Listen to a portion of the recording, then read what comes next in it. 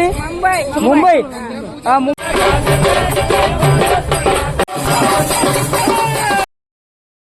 रामकृष्ण हरी मंडळी. तर आजचा प्रवास हडपसर पुणे ते सासवड आणि दिवेघाट असा हा आजचा पालखीचा आणि सर्वांच्या दिंडीचा मार्ग असणार आहे.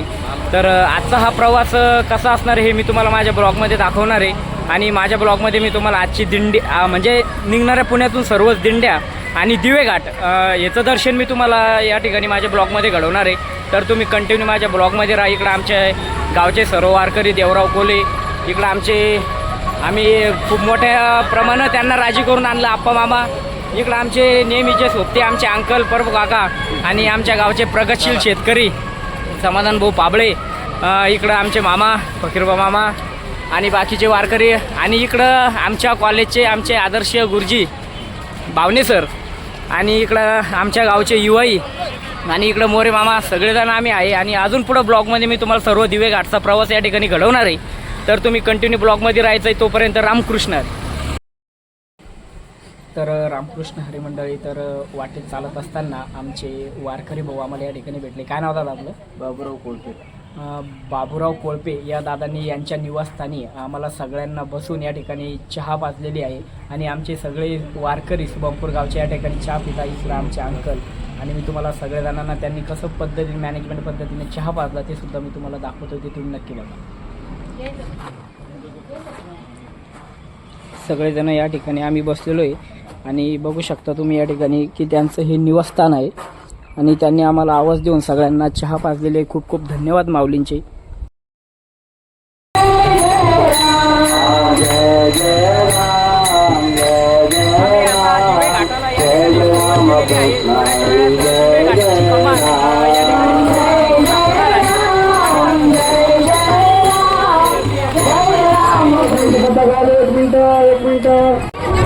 या ठिकाणी संत श्रेष्ठ ज्ञानेश्वर महाराज पालखी विसावा या ठिकाणी माऊली विसाव्यासाठी थांबतात. आणि सगळे वारकरी सुद्धा या ठिकाणी 5-5, 10-10 मिनटं विसाव्यासाठी थांबतात. बघू शकता तुम्ही इकडे तुम्हाला विसावा सुद्धा या ठिकाणी दाखवणार आहे. बघू शकता तुम्ही इकडं या ठिकाणी माऊलीचा विसावा या ठिकाणी असतो. आणि विसाव्यासाठी सगळे पब्लिक या ठिकाणी 2 ते 4 मिनटं या ठिकाणी विसाव्यासाठी बसत असतात. बघू शकता तुम्ही संत श्रेष्ठ ज्ञानेश्वर महाराज पालखी विसावा वडकी या ठिकाणी माऊलीचा विसावा असतो. या ठिकाणी सगळे भक्त कसे या ठिकाणी गर्दी करून विसाव्यासाठी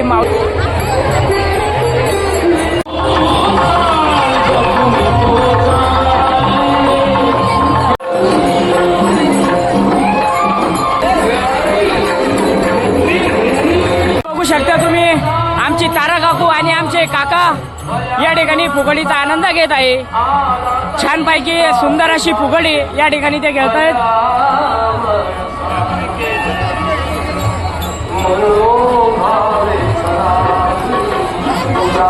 बस बस बस. दुसरी फुगडी आमचे काका आणि आमच्या आत्याबाई या ठिकाणी छान अशी फुगडी या ठिकाणी खेळत आहेत. माऊलीच्या विसाव्यावरती आमचा फुगडे या ठिकाणी सगळेजण मस्तपैकी खेळत आहेत. तर थोड्याच वेळात या ठिकाणी आमची दिवेघाटाला सुरुवात होणार आहे. तरी बघू शकता तुम्ही वारकऱ्यांची किती मोठ्या संख्येने या ठिकाणी गर्दी. तर कसं काय मंडळी, रामकृष्ण हरी. तर बघू शकता तुम्ही आमच्या गावातले सर्व वारकरी मंडळी या ठिकाणी सगळे आता दिवेघाटाच्या दिशेने निघालेलो आहे. आणि काही क्षणामध्ये आम्हाला आता दिवेघाट लागणार आहे. आणि पूर्ण दिवेघाटाचा पूर्ण प्रवास मी तुम्हाला या ठिकाणी दाखवणार आहे. तर चला आता आपण दिवेघाटला सुरुवात करतो. बघू शकता माऊली तुम्ही आम्ही आता दिवेघाटाला सुरुवात केलेली आहे. म्हणजे जस्ट नावमध्ये आम्ही आता दिवेघाटमध्ये आहे करंट लोकेशन. तर चला आता तुम्हाला पूर्ण दिवेघाटाचा मी तुम्हाला आता व्ह्यू दाखवतो. आणि दिवेघाटाची वारी मी तुम्हाला सर्वांना दर्शन या ठिकाणी घडवतो. तर सर्वांनी ब्लॉगमध्ये कंटिन्यू राहा जेणेकरून तुम्हाला पूर्ण दिवेघाट माझ्या ब्लॉगमध्ये दिसेल. आणि या ठिकाणी आम्हाला आमचे वारकरी मित्र दिंडी क्रमांक 236 मधले भोकरदन तालुक्याचे वारकरी आम्ही या ठिकाणी सगळेजण आता दिवेघाटाच्या प्रवासाला सुरुवात केलेली आहे. माऊली रामकृष्ण हरी. आणि सर्वांना रामकृष्ण हरी. बऱ्याचशा जणांनी दादाचा व्हिडिओ बघितला असं. दरवर्षीप्रमाणे याही वर्षी दादा दिवेघाटामध्ये मला भेटलेले आहे. दरवर्षी दादा मला दिवेघाटामध्ये भेटतात. आणि तुम्ही बघू शकता एवढं पायी चालणं म्हणजे सुद्धा लोकांना शक्य होत नाही. ते दादा आपला गाडा लोटत लोटत पायीवारी करतात. खूप खूप धन्यवाद त्या दादांसाठी आणि एक लाईक त्या दादांसाठी तुम्ही करायचंय.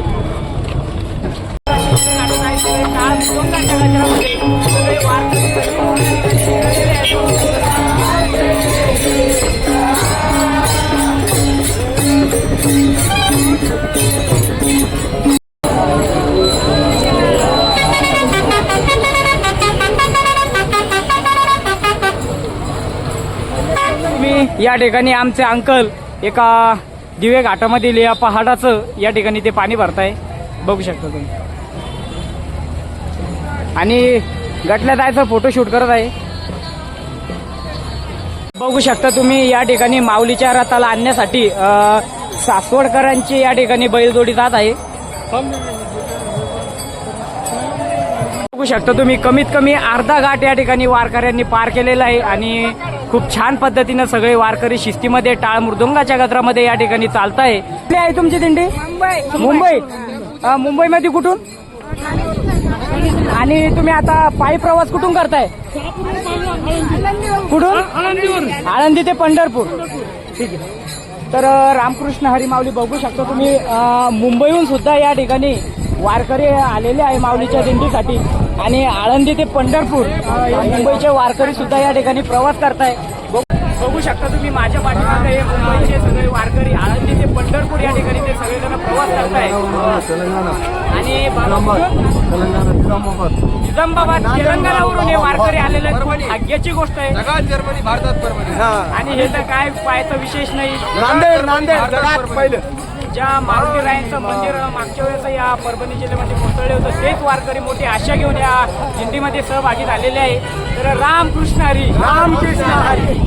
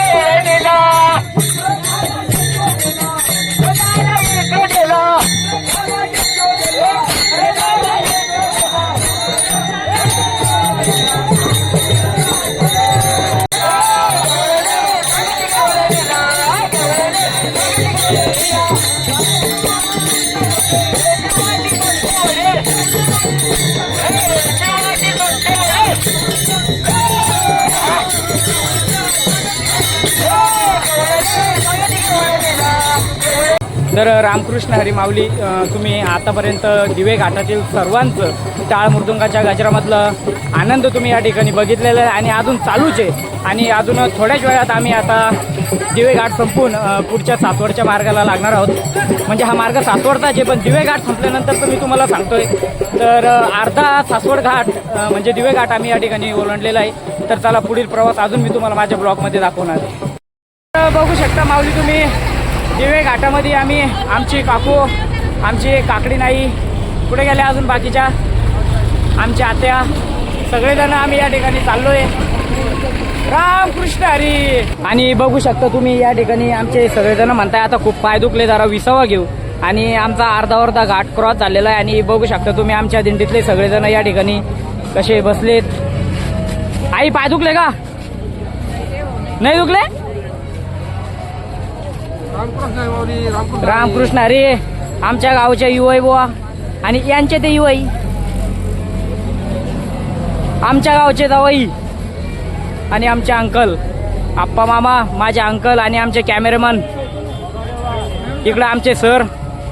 आता या ठिकाणी सगळेजण आम्ही बसलोय आणि या ठिकाणून थोड्याच वेळात आम्ही आता समोर निघू.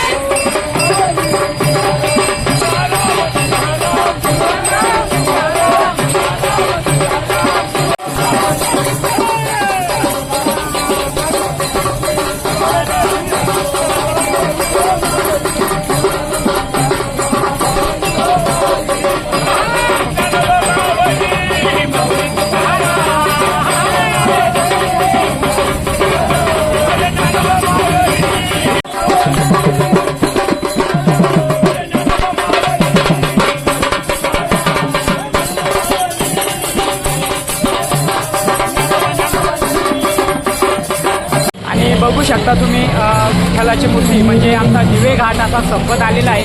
काहीच क्षणामध्ये आम्ही आता वर पोहोचणार आहे आणि तिथं पोहोचल्यानंतर सुद्धा मी तुम्हाला उत्कृष्टपणे तिथून सगळं शूट दिवे घाटाचा परिसर मी तुम्हाला दाखवणार आहे.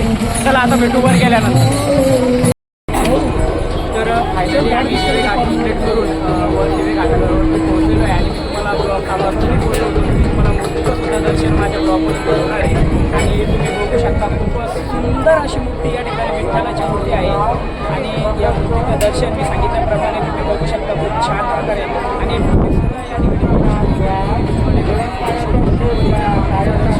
दर्शन घेत आहे. अशा या सगळ्याच वेगवेगळ्या आनंदामध्ये सगळेजण वारीचा या ठिकाणी आनंद घेत आहेत.